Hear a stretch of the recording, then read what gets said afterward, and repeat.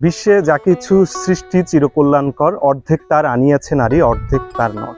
আমাদের সমাজে নারীরা একটা সময় অনেক পিছিয়ে ছিল, কিন্তু বর্তমানে তারা সর্বক্ষেত্রে তাদের অবদান রাখছে। তেমনিভাবে ব্যক্তিগত জীবন, পরিবার এবং দেশের সর্বত্রই কিন্তু তারা অবদান রাখছে। তেমনি গ্রাম অঞ্চলের নারীরা কিন্তু পিছিয়ে নেই। হাতিয়া দ্বীপের প্রত্যন্ত অঞ্চলের নারীরা সংসারের কাজের পাশাপাশি তারা তাদের বাড়ির আশেপাশে কিন্তু বিভিন্ন ধরনের শাকসবজি চাষ করছে, আর এভাবেই তারা আত্মনির্ভরশীল হয়ে উঠছে এবং পরিবারের স্বামীর পাশাপাশি তারাও কিন্তু অবদান রাখছে। এ এক গ্রামের গল্প, যেখানে প্রকৃতি আর পরিশ্রমের সুরে বোনা হয়েছে এক নারীর জীবনের জয়গান। নাম তার কুলসুমা বেগম। নিজের মেধা আর অর্ধাবসয়ের গুণে তিনি হয়ে উঠেছেন সবজি চাষে গ্রামের পথ প্রদর্শক। পরিবারের সচ্ছলতা আর গ্রামকে সবুজে ভরিয়ে কুলসুমা বেগম দেখিয়ে দিয়েছেন একজন নারী চাইলেই বদলে দিতে পারেন নিজের ভাগ্য। তার এই সাফল্য কেবল তার নয়, পুরো গ্রামের প্রেরণা। আজকে আপনাদেরকে গ্রামের একজন সাধারণ কুলসুমা বেগম থেকে কিভাবে অসাধারণ একজন কুলসুমা বেগম হয়ে উঠেছেন সেই গল্পটা জানাবো। আপনি কেমন আছেন? আপনি তো এখানে সবজির চাষ করেছেন, আপনার এই খেতে কি কি আছে?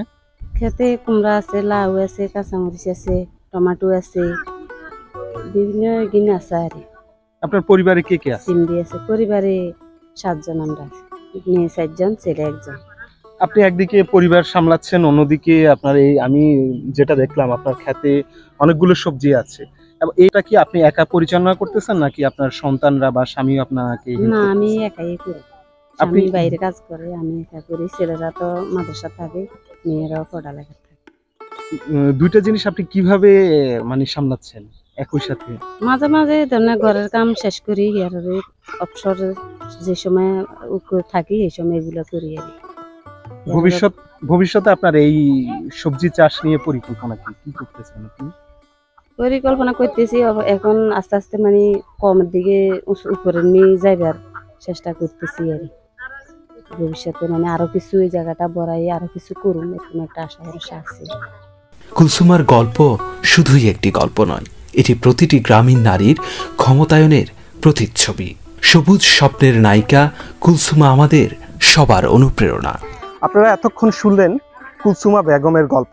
এভাবে প্রতিনিয়ত আমাদের গ্রামে গঞ্জে আরো অনেক কুলসুমা বেগম তৈরি হবে, যারা আত্মনির্ভরশীল নারী হিসাবে সমাজে প্রতিষ্ঠিত হবে।